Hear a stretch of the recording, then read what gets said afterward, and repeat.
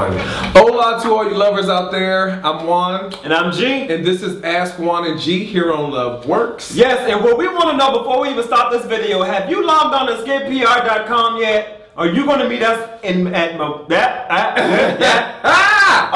to meet us Memorial Weekend for Escape Puerto Rico? I'm going to be there. I already got my ticket. Got my ticket, but if you haven't, log on escapepr.com. They still have a handful of rooms left. Some lover suites, some single suites. So all you couples out there, come on out, have a nice little romantic getaway. It's going to be awesome. Have some cocktails with us, do all of that. I'm trying to get my summer body together. Woo!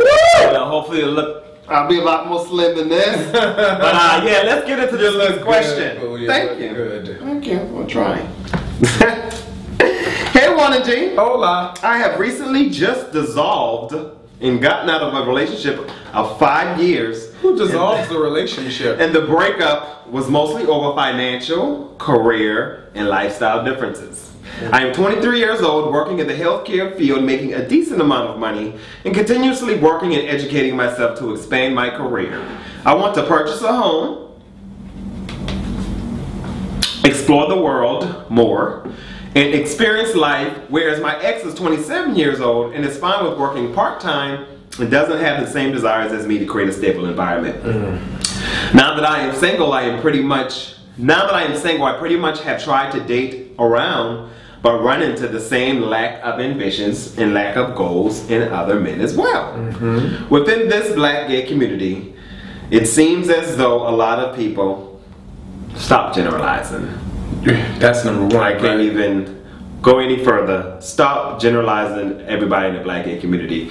Are you in the black gay community? Are you like that? You're not the only one. I just had to say that. It seems though a lot of people are living in the moment. We should all live in the moment, actually, and get back on that later. And I just wanted to ask you both, if me only being 23 worried about the future is an issue, in the terms of maybe making other feel intimidated by my success and desire of wanting more success, and can a relationship actually work between two people if they have different levels of ambition, work ethic, drive, and life goals? Thanks, guys. Okay. This is a lot. So, but I just want to answer. I don't know why I'm feeling a little like Wendy Williams right now. I want to just answer the questions first, then we can talk about the work that needs to be done from this young man.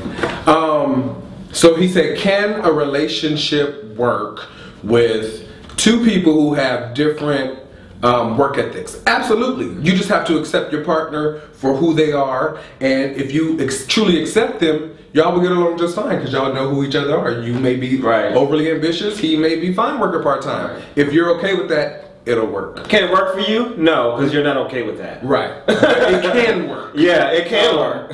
Can it work with what were the things? Different ambition, work ethic, drive, and life goals. Life goals, I would venture to say no. A relationship cannot work if your life goals are not aligned. If you're not on the same path as a unit, the relationship is destined. Yeah, now you definitely have to have goals for your life together. Now you can have your personal life goals. You guys, I mean, you might want to be a doctor. He don't have to want to be a doctor. Right, absolutely. Yeah, so of course you can have your goals. Right, but you have to have that agreement and meet in the middle. But any relationship work. Now, I think your question or your story or narrative is all superficial.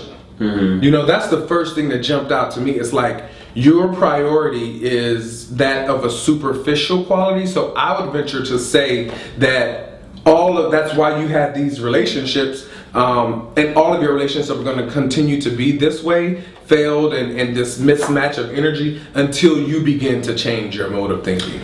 Yeah, like Juan said, it's superficial, and you're attracting these type of guys because the guys that you don't want because of yourself.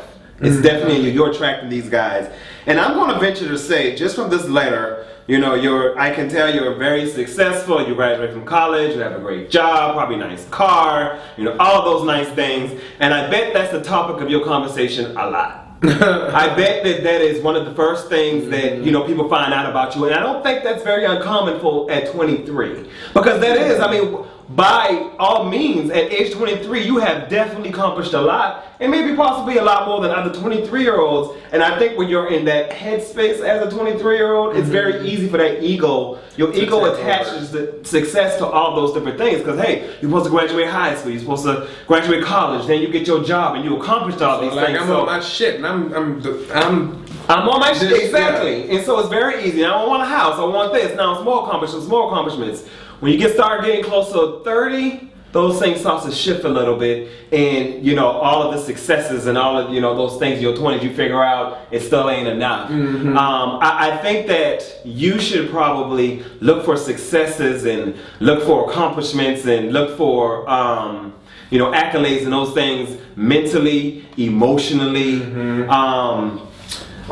just self-awareness, spiritually. Develop those skills.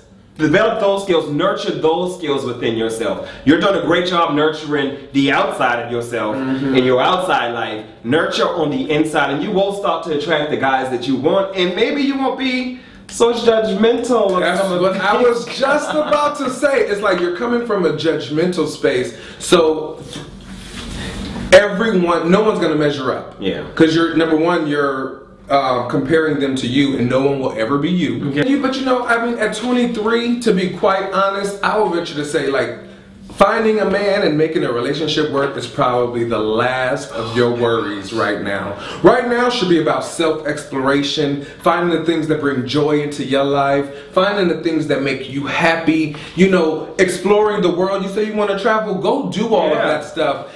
Feed your mind and your soul. That's what you should be doing at 23, not worried about settling down with a man.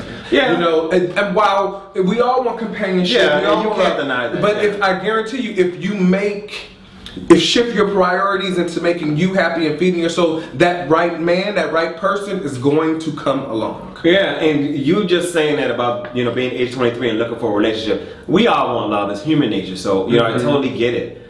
But I'm just realizing you were in a 5-year relationship and you're only 23! Right. From 18 to 23, all through college, you were in a relationship? Boy, be single. Go somewhere and be single. Go somewhere and be single, because whatever relationship you get into right now, it ain't gonna work. I ain't saying it gonna work. I take that back. Say that, because relationships are here to make us grow and carry on, but it's not gonna be your husband for the rest of your life, because it sounds like you just have a lot that you need to focus on for yourself. And that is our #1 recommendation. Forget meeting the guys that have the same ambition and work rate. Because them boys working part-time, they living in the moment, throwing up, having fun in their 20s, and you could be trying to do that at 33. Right. You better get it in now. All right, we hope that helps. Go love on yourself for the next 5 years. Yes. To make up for the last 5 years. Take a break. That's right. That coming from the 2 married dudes, huh? Right. I love you all. Peace.